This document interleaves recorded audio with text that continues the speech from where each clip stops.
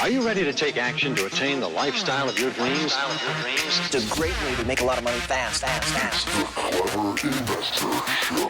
Hey, what's going on? Welcome back to Clever Investor Show. Today I got a special guest. He's an absolute stud entrepreneur. Most of you guys probably know him. He's phenomenal at social media. He's the founder of the Game Changers Academy. Over 60,000 entrepreneurs have gone through his training. He's a best-selling author, endorsed by Forbes.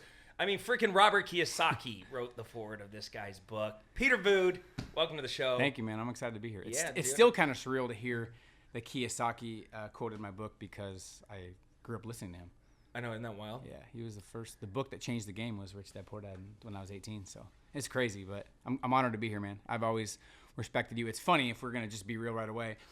My wife a couple days ago was like, oh, you're going to see Cody again? He's like one of the only ones I really like. Like, I respect him. And she don't like a lot of people. In our space, it's so fluffy. She's like, I don't like them. I could tell they're fake. I don't know if I should say that. But she's like, I really like Cody. He's the real deal. Oh, that's so good. It's a better compliment coming from her than me. Yeah, so, no, I agree. You know, women have emotional intelligence. They get it. For sure. They get it. They know. My wife does that all the time where she's like, that's a bad dude. Don't do business with him. Weird. And they're always right. And they're always right. And I always do it anyway. And then I learn. See, I don't. Yeah. I didn't, but I learned the hard way. Yeah. Now I'm to a point now where I just shut up and listen. Yeah. I'm fully trained. But 18 years, bro. Jeez. We're 5. And you just had your second kid? Yeah. Life's crazy, man. I tell people it's like running another business. Like each kid when they're younger, it's like the timing. Yeah. And how much time? Because I want to be the present father that's there, and I don't want to work 24/7 like my ambition wants me to, but I like to be there for them. So having 2 is just like, it's never ending. Yeah. We got to get up way earlier before they get up if I want to get any reading time done. So I wouldn't change it. Santana's 2.5 and Sienna's 1. So they're close. Wow. You got your hand full. Yeah. One was planned, one wasn't. Oh yeah? Did you do like a power move or something? What's the secret to getting a no girl comment, pregnant? dude. I can't. No comment. Is there a Secret special sauce. move? All right, so let's talk a little entrepreneurship. So the whole point of this podcast, obviously, is making money, multiplying money, managing your money better. So many people screw up the money game, and then really making your money matter, right? Not just creating the freedom, but like doing something epic with it. So that way there's a give back to it, a whole purpose. So how did you get your start making money? Because you're phenomenal at sales. How did you get good? So great question. I was 15 and my dad did construction.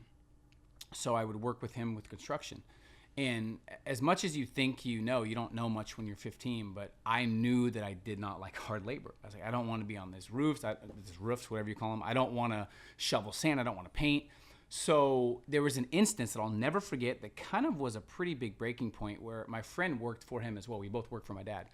And we were shoveling sand from one area to another, and it was like 6-7 hours of work. But I had figured out eBay. I don't know how I figured it out, but I had bought and sold shoes on eBay. So I started on eBay when I was 15. And this instance was he worked all day long, and he made about $63. He was making $7 an hour. And I had checked something online, and I had made $91. And it took me 15 minutes to post it. So I have chills. I'll never forget this moment. I'm sitting there like, how did I just make $91 kind of in thin air? And my friend just worked his ass off for 8 hours. I go, is this like real life? Yeah. And I was just confused. It's clicking. I was confused though.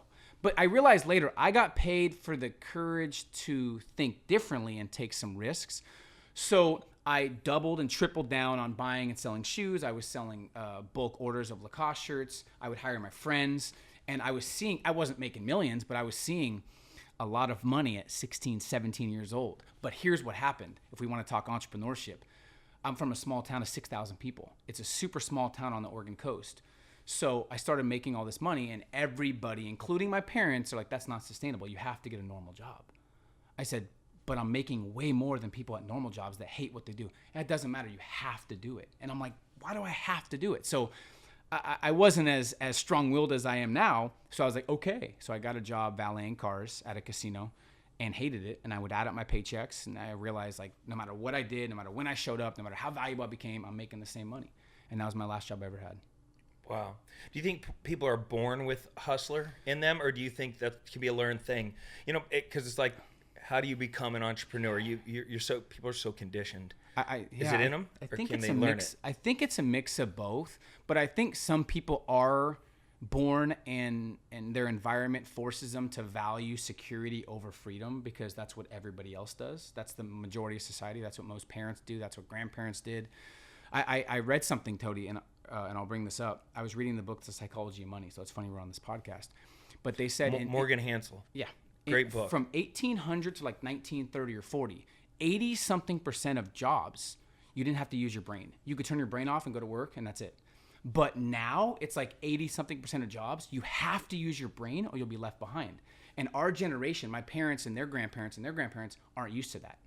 So I think using your brain and really thinking things through and becoming an entrepreneur, you have to go against society in a way. So, and people don't want to do that. So I think, I don't want to say you're born with it, but I think that helps if you figure out what you hate. I didn't like other people telling me what to do. I always felt boxed in. I always felt like I was against the grain in school.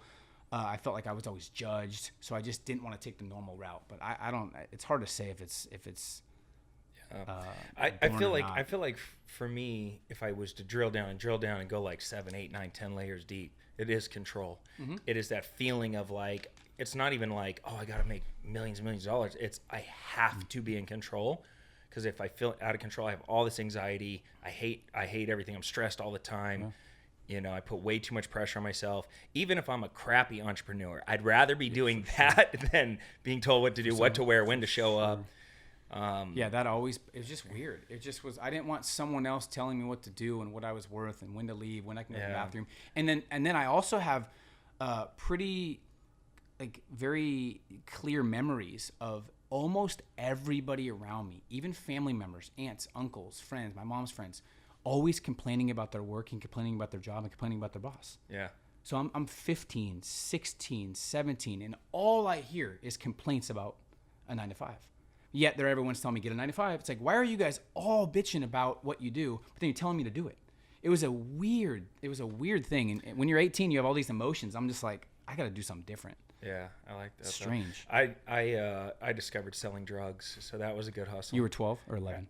No, I was a little older than that. I was in 8th grade. Can you believe that? 8th grade. 7th grade, started smoking weed. By 8th grade, I was. Okay, you have to tell me if you're joking or serious. No, I'm serious. Okay, I wasn't sure. Yeah, no, I'm serious. I'm serious. I never got caught, so thank God. Like, and it was You can't get caught now. And I did some stupid shit. Just I before we post this, we got to look up statute of limitations on some of the shit I'm about to say. But it's it's like carrying around lots of ecstasy or lots of acid. And not understanding. How'd you get what into it? A friend? No, I 7th grade, me and my best friend ran into a guy who sold us a joint, and we smoked it, and we loved it, and it was like, oh man, this is great. And then we started smoking. So at that time, I'm always curious. So parents, you ever done drugs? Yeah, but not hard drugs. Okay, I've only smoked weed a couple times. Yeah, I highly recommend don't do it. but parents wise, or do it. I don't know which one I recommend. At that time, were you super close with your parents? Yeah, or were no, you more I had great. They just didn't know.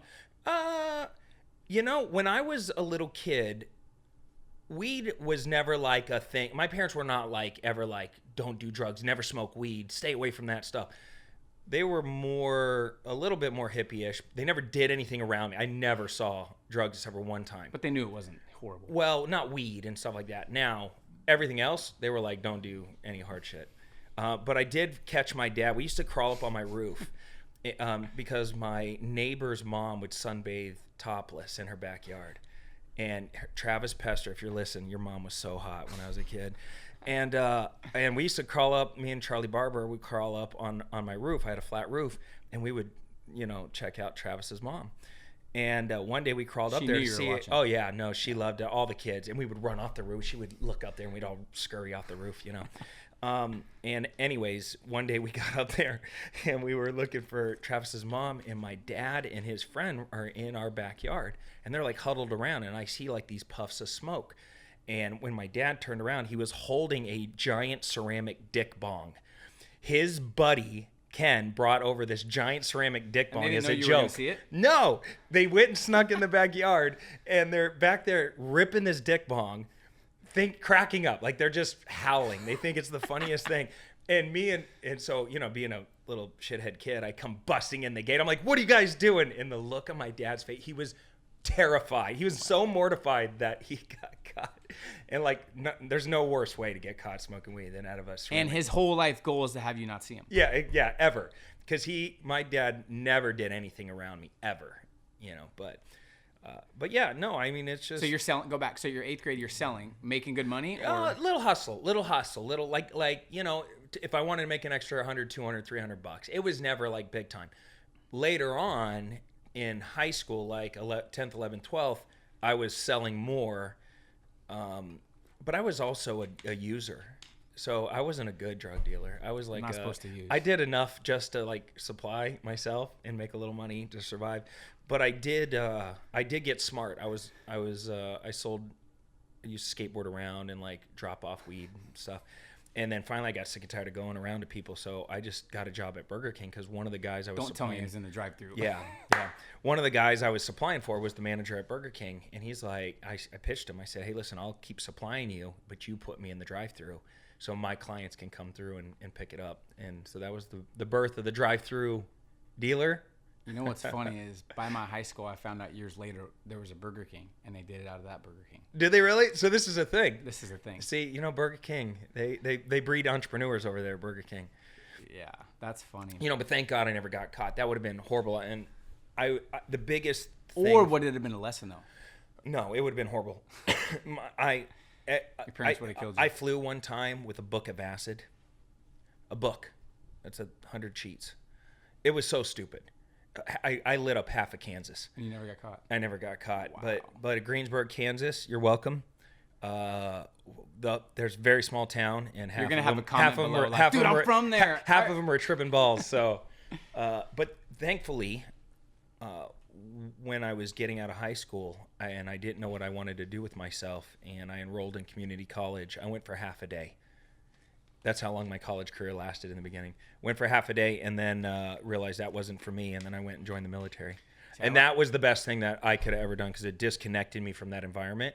Quit doing drugs cold turkey, quit doing all that stuff, and and got you disciplined. Or were you already pretty disciplined? No, it got me disciplined for sure. Interesting. Yeah. So what? Yeah. So coming back, you're not interviewing me. I'm interviewing you. Yeah, what but are you talking about? I mean, you're kind of my big brother mentor, so I always like asking. I know. So I guess we'll go back to me. Yeah, no. Well, I just want to know where did the sales skills come from? Because were you doing door to door? No. So I did direct sales, but I had to run my own. So I'll start with sales. I got into a direct sales job where you start with friends and family, build a referral base, and go from there. And I actually was really bad at it. But looking back, when you were talking about high school, I sold a lot of stuff in high school. Jordans. Everyone would come to me. I was selling Sidekick phones. I just would get things for cheap and sell them. So everyone knew I was selling stuff. So I don't know where it came from. I just always liked providing and selling things and giving people deals. I used to burn CDs and sell them to people. So when I actually got into sales, it was such a game changer, Cody, because it was the first time in my life, besides hustling, where I could actually get paid for the work I put in. And because the job I had, you can't get paid for the work you put in. You get paid for being there. So I got into sales, and I remember the first day of the training class, I'm like, dude, this is where I could really show my skills. And so the first 10 days, you have what's called a fast start. And this was in Eugene, Oregon, after I got out of U of O. So I dropped out of business school, which it took me a couple of years to even tell people that. Because it's like, if you tell people you dropped out, they're like, you're the biggest failure on earth. That's what you think in your head. Now I'm like proud of it. I'm like, sorry, Grandma, I'm not getting my degree. She still asked me. So I got into sales, and I actually, at the beginning, I did well because of I knew a lot of people. And I broke the record in Eugene, Oregon. So it's not some sad story where it's like I was an absolute failure, and then I went all out for 10 days, and it was like I really found something I loved. It was like I think I made $3,000 or $4,000 in a week, and I was 20 or 21. So $3,000 or $4,000 is pretty big money. But I didn't like just selling. So after the whole summer, I did well. I made money, but I realized, oh my gosh, this is my key to never having a normal job. I love this. And then fast forward about 8 months. And I was the quickest in my company's history to go from being an official sales rep to doing $1 million as an actual manager because I didn't want to sell. I like to help people sell.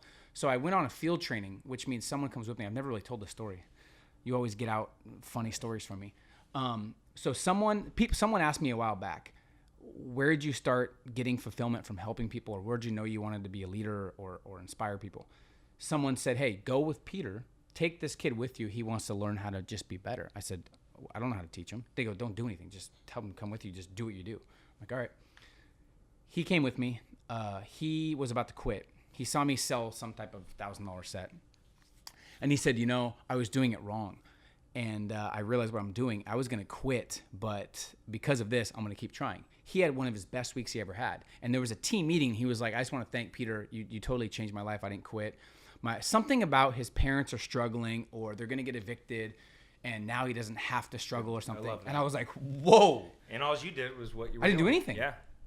He just followed me. So I'm like, geez, I've never had this feeling of like, I was like proud. I'm like, I just helped this kid. I didn't even know I helped him. So that's when I was like, I want to sell, but I also want to lead. I want to build a team. So fast forward, I started my own, I became an actual manager up in Seattle area and failed miserably. Like almost went broke. I almost had to move back home because selling yourself and succeeding yourself is way different than with a team. So we both know people, Cody, that are very high achievers. They can't build a team for crap. Horrible leaders, great individual performers.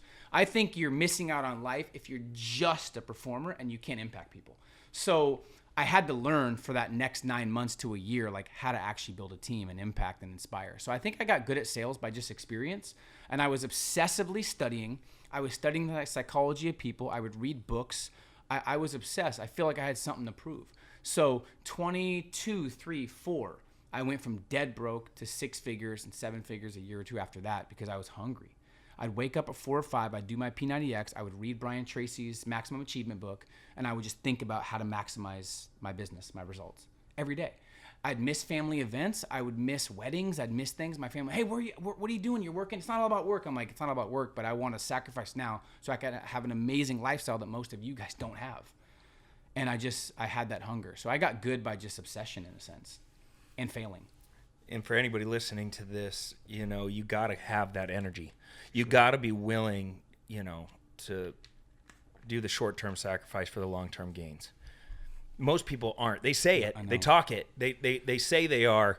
And then when the shit hits the fan or shit gets tough or it's more expensive or it takes longer or everybody starts giving you their opinion, they get sidetracked. For so sure. And I love that. I almost did a couple times, but I just my vision and my hunger for a better life, and I had all these little things in my head from when I was younger, from people telling me what to do, from everyone hating their job, from me not wanting to work for somebody, just kept playing. So you have to find these reasons. And you're probably trying to escape Eugene, Oregon on some level. Like, hey, I want more. For sure. Yeah. You've probably been there if you know that. Yeah. For sure.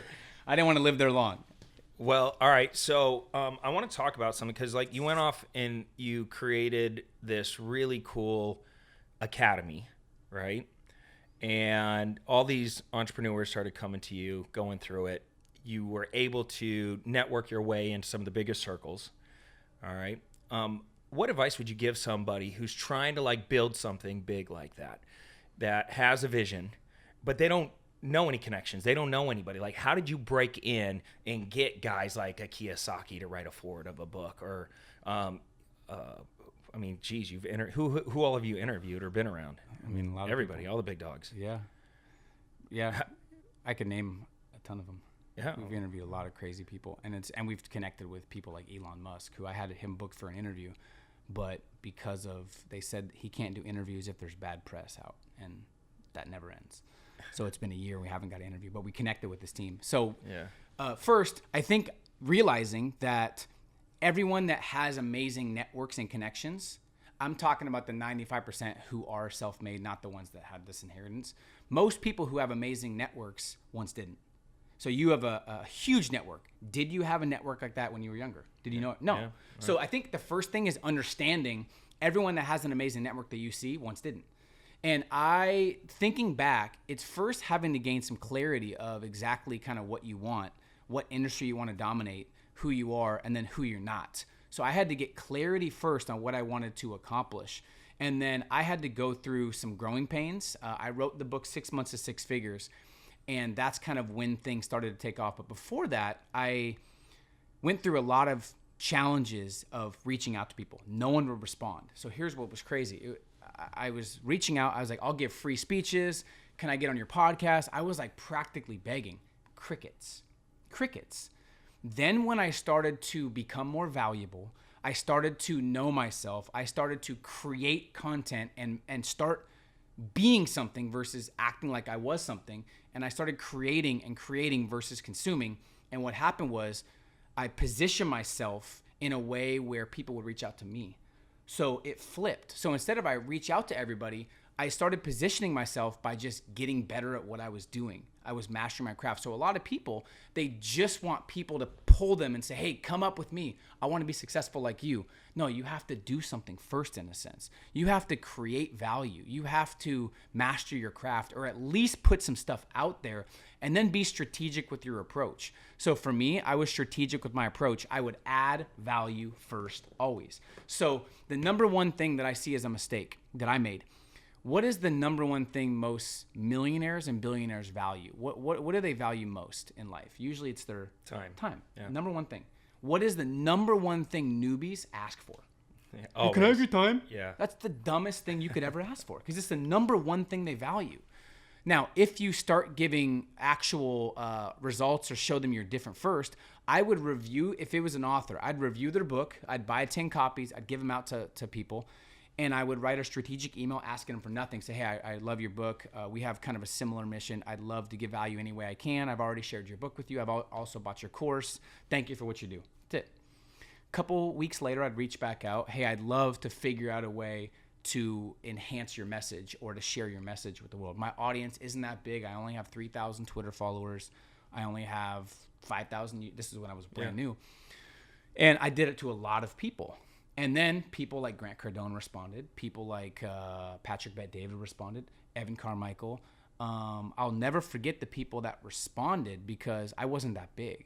I always am indebted to them. You responded when I wasn't that big. So I remember that. But I was persistent. So if Grant didn't respond, I would write him every couple days on Twitter and on email and stuff like that, on Facebook, because they didn't have Instagram back then. And they just reached out. So I just don't think people want it bad enough, and I don't think they're strategic enough. And they give up when things get hard or when people don't respond.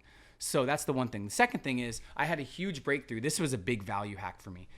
I used to bang my head against the wall trying to figure out my next move in business. What is my next move? How do I go from 6 figures to 7 figures? How do I go from 7 figures to 8 figures? How do I go from $80K a month to $200K a month? And I could never figure it out on my own. I always would bang my head against the wall, and it caused me to almost give up multiple times. When I started elevating my network, I made a list, Cody, of my maintenance friends and my growth friends. Maintenance friends were people that held me back. You either have people that hold you to high standards and hold you accountable, or friends that let you off the hook. It's like really the only two you have. So I made a list, and I just lowered the time I spent with my maintenance friends, and I increased the time I spent with my growth friends, that people that challenged me, or friends I wanted to actually be around. And something changed. My network started to elevate. My thinking started to elevate. I wasn't around toxic people who validated mediocrity. And then I had a huge business problem. And Ryan Blair was someone that really helped me too, 6-7 years ago. I had a huge business problem, and I was spending months to figure it out. I could not figure out how to break this. I could not figure it out. I couldn't figure out webinars. I couldn't figure it out. One 30-minute phone call with someone solved it. So I said, Jesus, I just spent 8 months trying to figure out, 7 months trying to figure out this problem. I'm banging my head against the wall. I'm losing money. I'm losing time. I'm losing energy. I'm going to quit.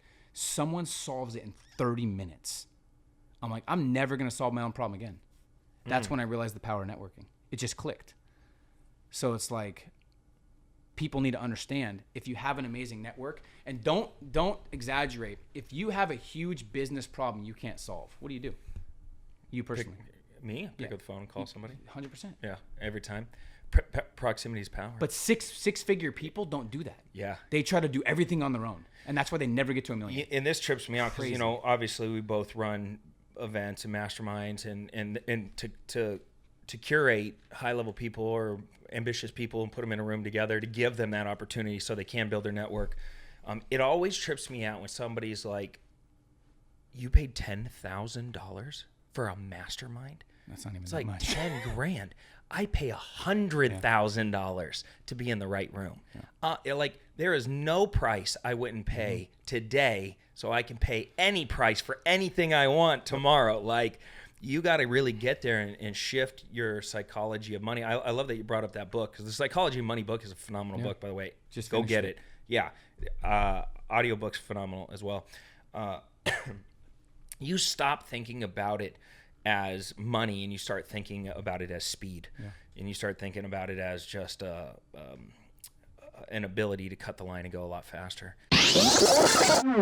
So many of our listeners reach out and they ask us how they can get involved in my actual real estate deals. We got a lot going on here right now, from developing and owning multifamily to developing new subdivisions to assisted living facilities, storage facilities, mobile home parks. Our investment firm specializes in finding deeply discounted properties, acquiring them, sometimes knocking them down and building from the ground up, renovating, stabilizing both single-family and multifamily properties all over the United States. That's why we're so excited to share with you clevercapitalfund.com. Now, if you have some investment capital, lazy money laying around, and you want to deploy it and receive double-digit returns backed by real estate, then visit our website and see which fund is right for you. We have both equity funds where you can participate in the upside, and we have like debt funds where you just get paid out every month like clockwork. All you got to do is visit www.clevercapitalfund.com today to learn more. So you have this. So you started building your brand. You started building content. You started getting in the right rooms. Entrepreneurs started paying attention. You figured out, hey, I figured something out here. I can curate and put a bunch of content together, a bunch of people together. And how was Game Changers born? Was it just you seeing other people make money in online education, or was it an accident, or was it passion, or so what? So a couple things came together. One, I realized I had a gift. And another person, I'm realizing in this podcast, because I've said no to a lot of podcasts the last couple months just because I don't want to do a lot of podcasts, just select ones. Obviously with you, it's a no-brainer. 2013, end of 2013, early 2014, I reach out. I was kind of an obsessed kid. I was like intense. Reach out to Gary Vee multiple times, finally responds. We have a call, 40-minute call. I'm in Leavenworth, Washington on the balcony. Still remember this. We had a 40-minute call. And I'm like, no one knows who I am. No one knows who I am. So it's crazy that he did that. So shout out to Gary Vee for doing sure. that. I mean, giving people a shot like that just for zero expectations of anything, of me giving it back. What can I do? Share with my 9 followers? You know what I mean? So, and that was before my book came out and everything. So literally my book came out the I next saw something. year. He just raised $50 million for V-Friends. Jeez. Something like that. We'll get into NFTs soon. Yeah, I was going to say, stick around. By the way, here in a minute, I'm about to ask Peter about his NFTs. He's one of the first entrepreneurs. He's so cutting edge, sees the future, and is willing to take such risks that he converted his online education business to an NFT, which was super dope. And as soon as I saw it, I went, man, I've been talking about this for months, and this guy went out and freaking did it. It was pretty crazy. We'll get to that. All right, so you're a 40-minute phone call with Gary. He made me realize my strengths of I'm a millennial. I succeeded and crushed it as a millennial, and I led a team of millennials. He goes, that's rare. That's not something most people do. Most people do that. You're the millennial maestro. Yeah, I was really good. I had a unique gift of motivating younger people to really take action. I would get these kids in my office, Cody, and we broke almost every record there was. We were doing $100,000 weeks left and right, and I was helping kids make 6 figures. And I would have kids that didn't even make their bed for their parents in the morning at my office, 6 to 6:30 doing workouts. Then they would make an hour or 2 hours of calls straight. You know how this is, motivating people. Yep. But they had a purpose. They had a mission. How can you have a purpose and a mission in school when they're telling you what to do all the time? And they don't think about that kids will learn if you actually make it fun and give them stuff they want to learn. But if you just force things on them, they're going to do the opposite. So it makes sense that people were super fired up in our office and they didn't want to go to their job or school. So anyway, so I fast forward. Then I'm thinking about, okay, what is something that's scalable that I could create that has a tremendous upside that utilizes my strengths and gifts that solves a problem people care about? And it took me months, and then I realized that was it. Creating an academy that was unique and different, exactly how I did it with direct sales. I would be very selective. The key, I did almost everything the exact opposite, where they're like, hire everybody. I'm like, no. We're going to only hire people that I want to hire, that I think are the real deal. So what happens is we made it selective. We made it where it was invite only and you had to apply. So I did everything how I did it then. And then I mixed my ability to motivate and inspire. And then I mixed my strength of connections and networking. And then I brought the two together. So we created this whole thing, and it blew up. And I would invite people we've had a millionaire guest speaker, Cody, every month for our academy since 2014. We never missed a month. Whether it's like Kiyosaki, whether it's Cardone, whether it's Tony Robbins, whether it's Tim Ferriss, whether it's Ed Mylett, whether it's Ryan Garcia, the boxer, whether it's Master P or his son Romeo. Like, we've had so many crazy speakers on there just sharing knowledge. Whether it's Ryan Serhant, the real estate guy, Tariq Al-Musa, all kinds of amazing people. And it's helped a lot of people get the resources and guidance and training they need to go to the whole new level. So, and I'm sure mine was probably a top rated. Number one. Yeah. I believe that. Yeah. Right behind Kiyosaki. Right below. Because your stories are better. He's the GOAT. He's the GOAT. That guy. So that's how it came about. He's wild. Has never stopped. Kiyosaki's wild. If you watch our interviews that I have too, he's hilarious. Oh, dude. And how he's a he loose moves, cannon, but he's fun. He moves at his age, his zero F's given is really inspiring. Yeah. Does not care about absolutely nothing. He has leverage. He has his life. He has his money. He has his philosophies. He's like, I don't care. He doesn't care. Dude, people should strive to be that. I brought him out to Clever Summit. Yeah, I heard that was insane. It was fun, but he's stubborn. What he wants, and he's like, I want to sell books from stage, and I'm like, dude, this is not a good idea.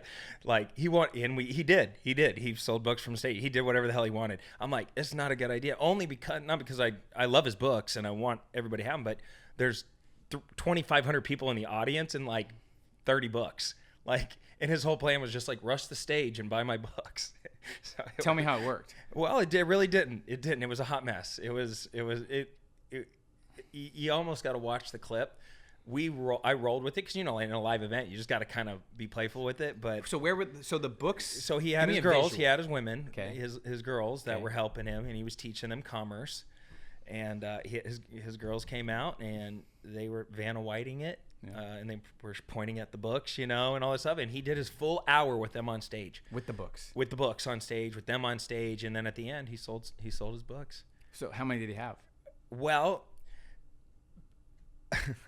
because I was nervous about him selling books, I didn't want him to sell books. I was like, dude, we got to stay on track. You're running an event. I'm like, so what I realized though is he loved to give out books to the women that walked up to him backstage. Like he would like to have conversations with pretty women. So, he had every time a woman walked up to him and said, can I have one of your books? He'd say, oh, okay, yeah. And I realized, there's 30 books and there's about 10 women back here. I'm just going to keep sending them up, getting free books until we get rid of some of the books. So that way, by the time we get out on stage, there's only a handful of books left. So I think he had like 25 books by the time we got to stage, or 20 books. And sure as shit, he freaking sold them. And it was a massive, by the way, the crowd loved it. There was, I don't know, 200, 300 people rushing the stage to buy these 20 books. Dude, that's some supply and demand. He could have probably sold them signed for like $250. That's what I'm saying. And we ended up, he was great. He was a great sport. We ended up auctioning off one of his signed games for charity, and we did all this fun stuff. Cool. But he made the event, by the way. We sold $1 million worth of tickets. Jeez. And I was probably at about $400,000 or $500,000 worth of tickets. Then I cut the deal with them, and I brought him on as the keynote speaker. So we sold out within 2.5 weeks of announcing him. Just the lineup, having the go. So anybody who's running events or ever thinking about investing in their own stuff, create the spectacle, create the noise, go big. Don't be scared to, cut a big check. It's not cheap to hire Kiyosaki to come in.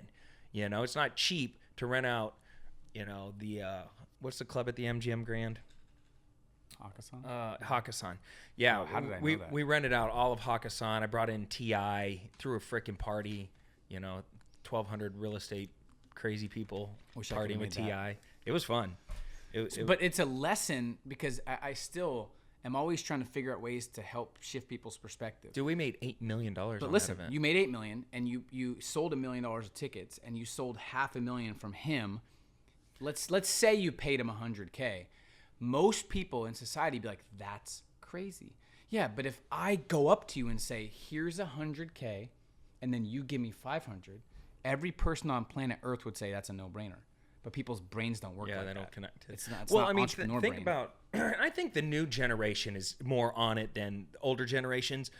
Think about it. My dad's parents went through the Great Depression, so there was only two types of people. Either they were a hoarder, right? Like they socked away every little pretty penny and was like, no, don't spend anything because they don't know when it's going to be ripped away from them.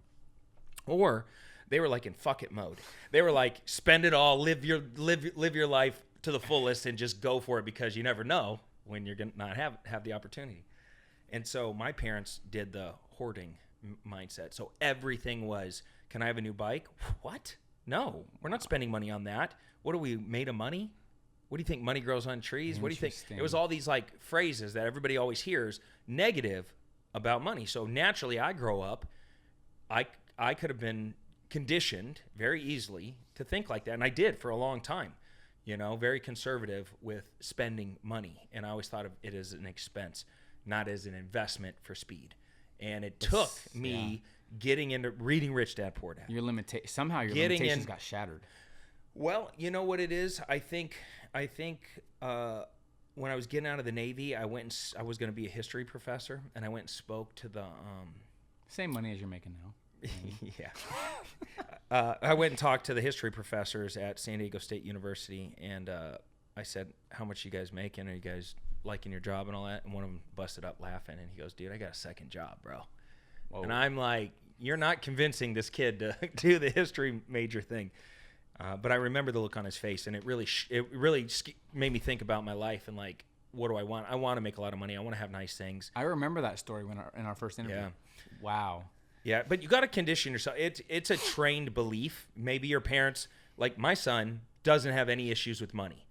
I'm always like, how can we create it? Yeah. What's the problem we got to solve? How can we create it? And that's why he's got, not only does he have that internal hustler spirit that's just born in him, but he also now has the infrastructure around him to go further faster. Yeah. And I think that's our job as parents, to do a little bit better than our parents did. For sure. And because schools won't do it. It has to be taught at home. Oh yeah, it's conditioning, man, and it's more needed now than ever. If you think about what's going on in the economy right now, you nobody's coming to save you. Yep. There's no president, no boss, no parents. Nobody's coming to save you. Like, you have to figure it out on your own and build that financial wall around you and your family.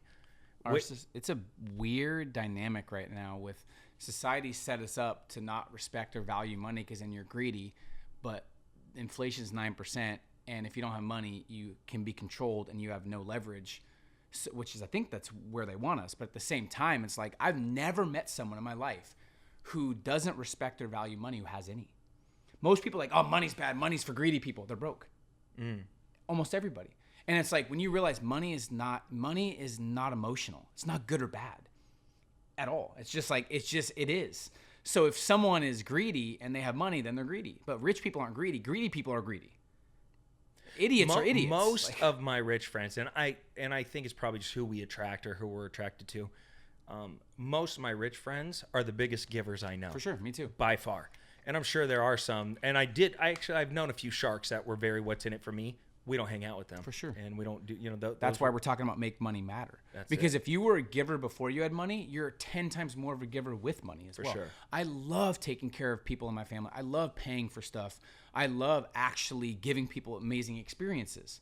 But that's how I was when I didn't have a lot of money. But when someone's like, rich people are greedy, they have to pinpoint and get deep inside and figure out why they think that. Yeah, where's that come from? Was someone greedy that had money when you grew up?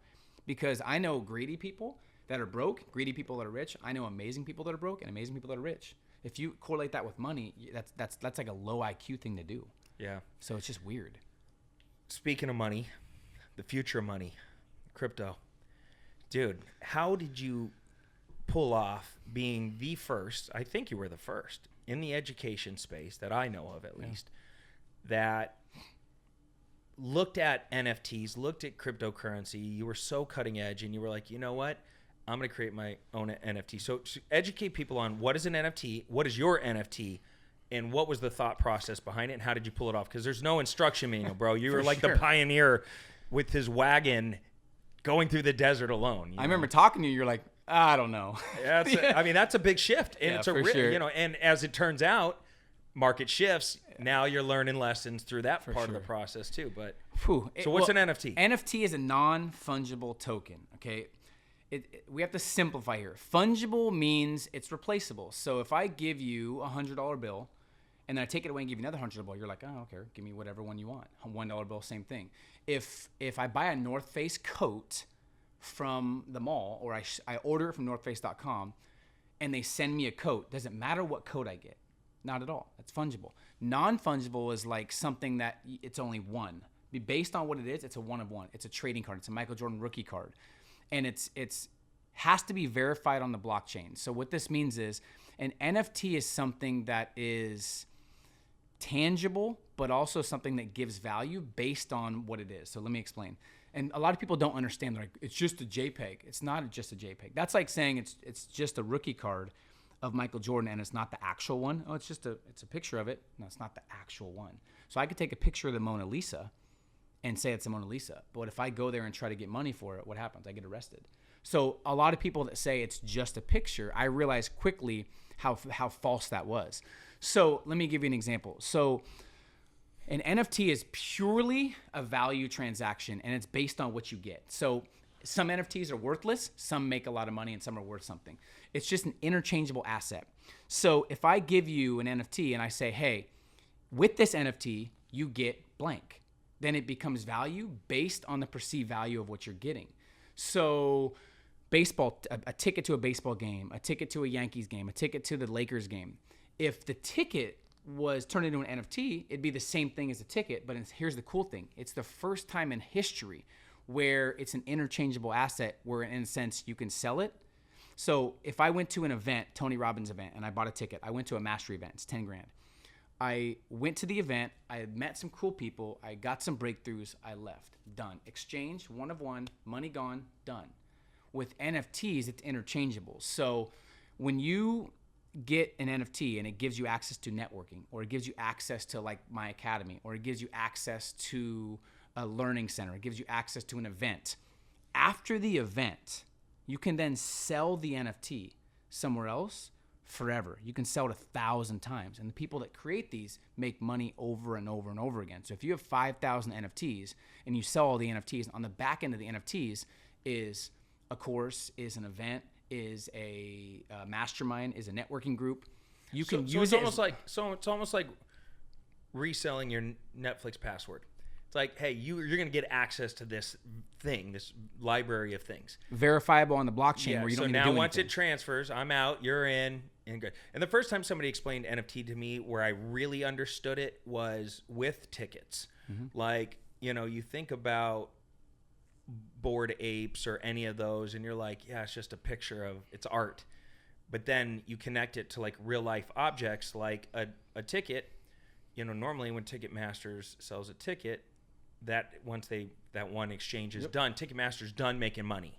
They sold the ticket. It's now in the hand of somebody who can scalp it and resell it, and they can resell it and they can resell it. Yep. But imagine if it was an NFT, every time it got transferred to a new person, Ticketmaster got paid again. And that's when it clicked for me. I was like, oh, this is so brilliant. It's a contract on the blockchain.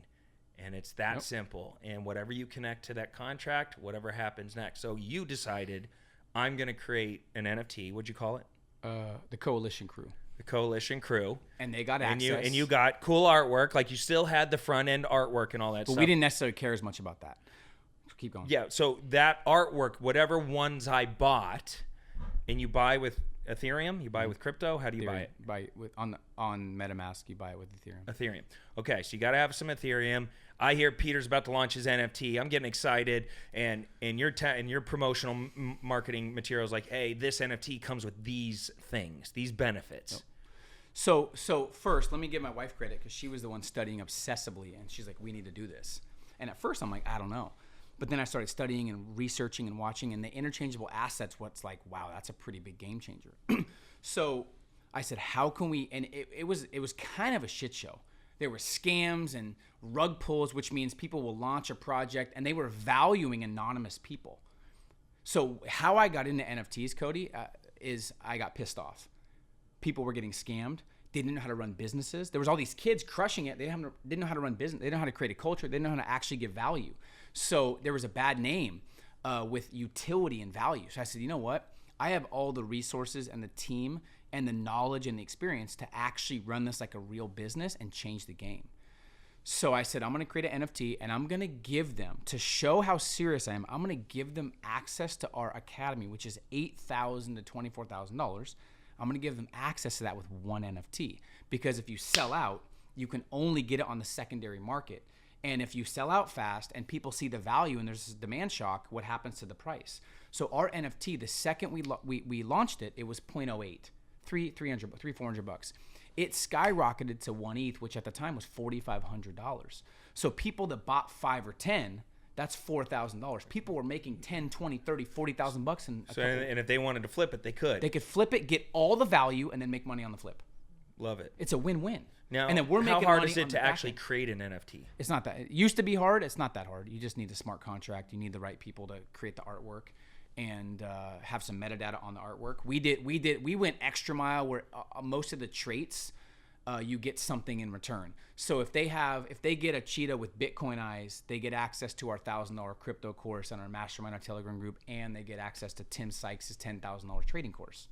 If they just get one with the Bitcoin or Ethereum eyes. Yeah. If they have one with the hat, they get a hat. If they have one with a wine glass, they get access to our wine event. We've done 5 events. We did an event in Tulum, Playa del Carmen, San Diego, and people are loving it. It's networking at its finest.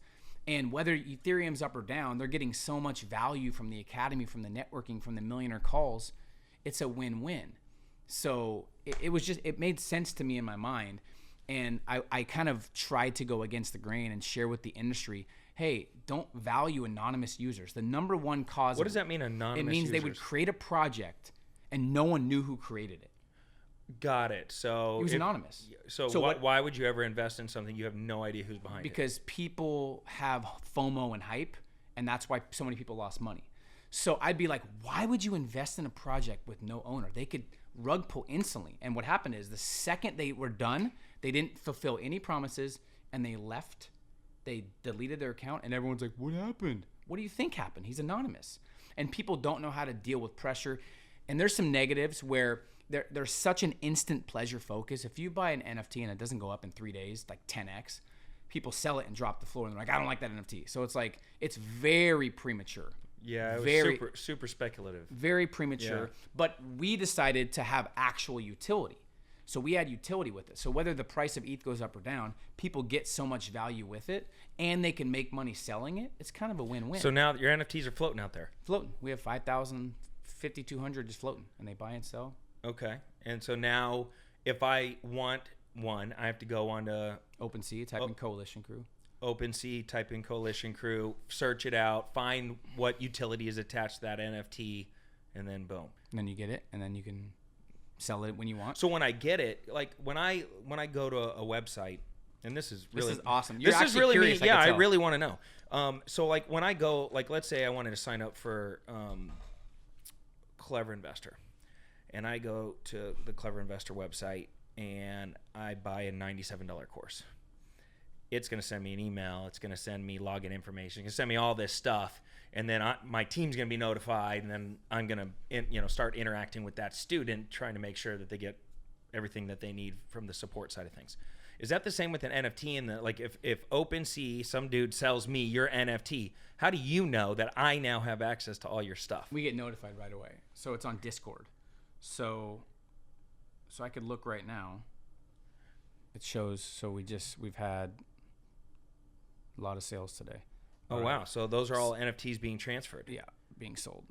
So some guy looks at it. We make sure he checks his wallet. If it's the first time ever buying one, then we get him access to all of the stuff he gets. And then he gets introduced on Discord. And there's a thing in Discord where you can see if they're brand new, if they're a whale, if they've been around. It's crazy. It is a really cool, Discord's a really cool new technology. So that's how you know. then they Got get it. So access. you have team members in your Discord that are like kind of just watching for these transfers and then reaching out and Yep. making sure that everybody's taken Make care sure- of. yeah. So it's different. You got to. It's a new way of. But doing if you have a it. team, that's why I knew that we could We crush almost it. got to automate it though. We got to figure out like the next layer. Yeah. I'm sure there's gonna be some technology. and Yeah, stuff there's to automate. automation on the front, but the secondary sales there Yeah. needs to be a little bit more. But it's not that difficult if you have one person. Where do you think that market is going? Because like right now, would I want to launch an NFT with crypto down? Well, there was a project that I helped just launch that did $2 or $3 million in a week. Oh wow. You know So exactly people, who it is. yeah. I don't Yeah. need to So say his name. people are still doing it. It really, so here's what you have to look at it. It's the value. And if you bring in Web 2 to Web 3, it's amazing. So I got involved in the Bored Apes. I've owned 4 Bored Apes. And I've made probably made $400,000 in 2 months just on Bored Apes, not even on my own project, just buying and selling. So I'd buy them for 70 Ethereum and sell them for 120, 130. I'd buy them for 80, sell them for 110.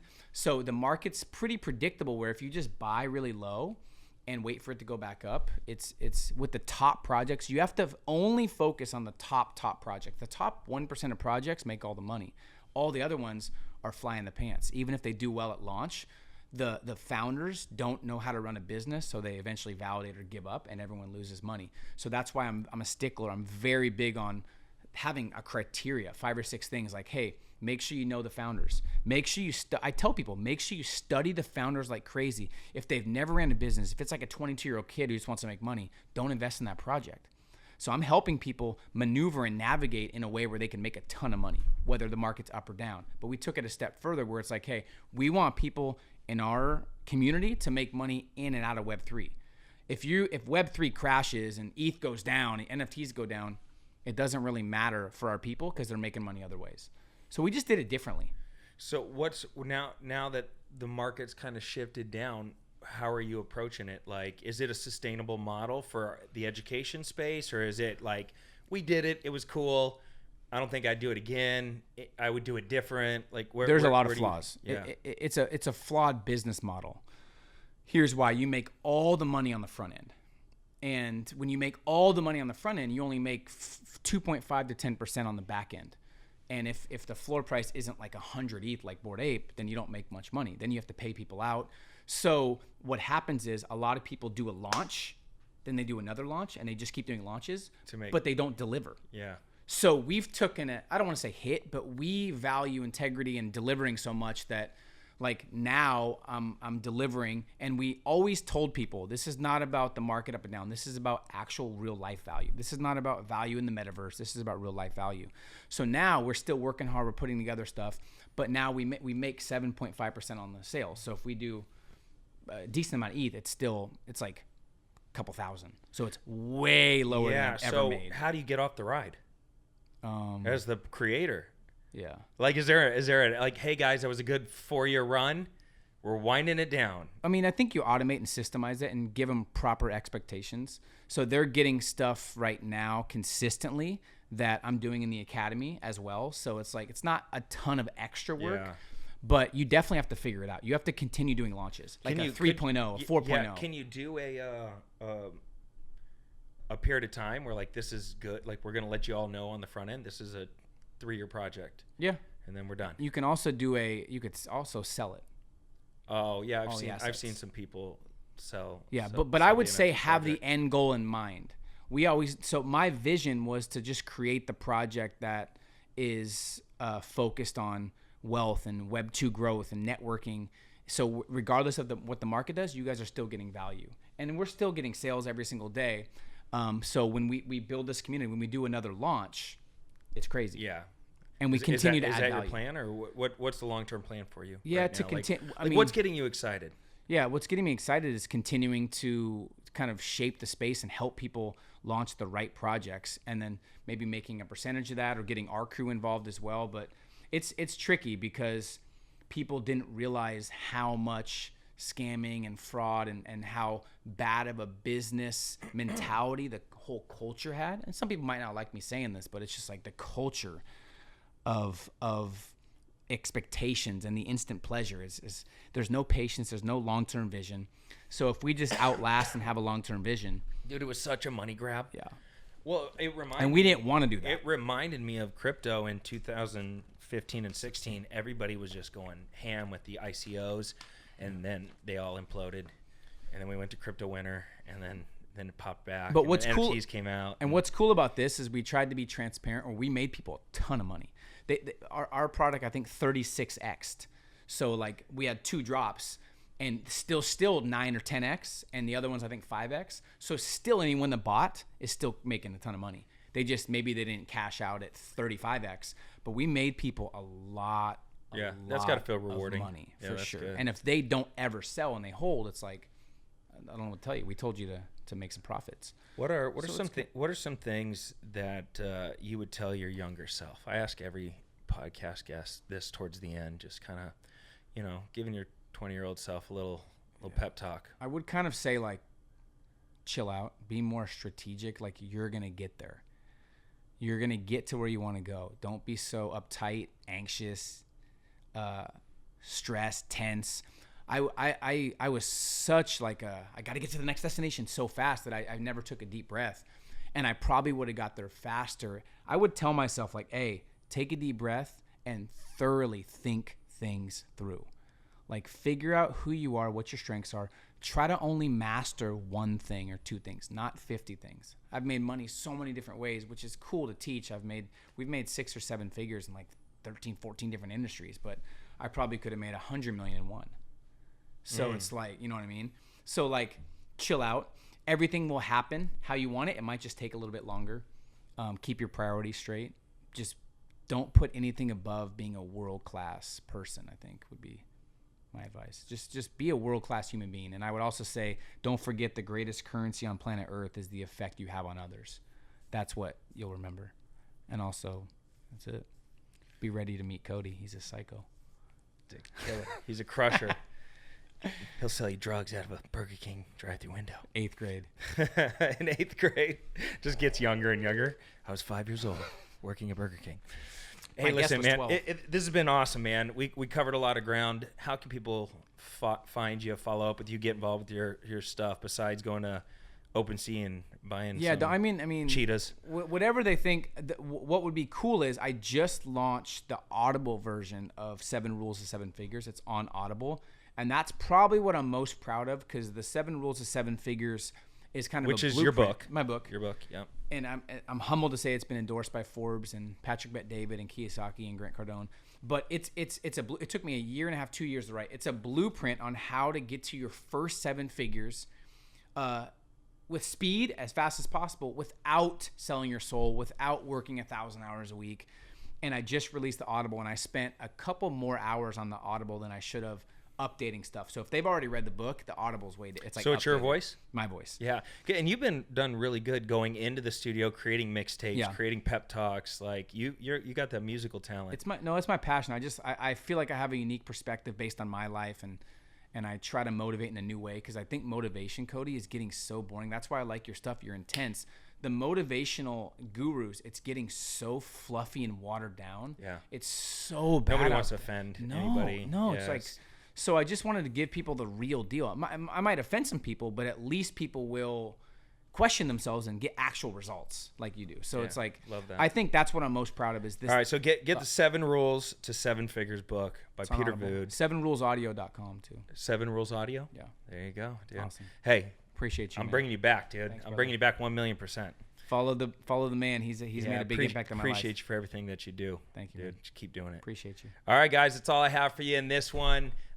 If you liked it, smash the like button. Drop a comment down below if you're watching this as a replay on YouTube. And, of course, make sure you subscribe to this podcast and share it with some of your friends. That's all we have for now. Take care. Comb your hair. We out. Hey, thanks for being a subscriber of the Clever Investor Show. As a thank you gift, we wanted to give you something that we know is going to help you get started as a creative real estate investor. It's our Real Estate Success Kit, and it's completely free. Just go to www.reisuccesskit.com to customize your kit, but essentially it's a collection of 15 training tools designed to help you get results quickly as a creative real estate investor. From systems to lead generation to finding cash buyers to creative ways to close deals and get paid. Your free REI Success Kit is just a few clicks away. Once again, the website's www.reisuccesskit.com.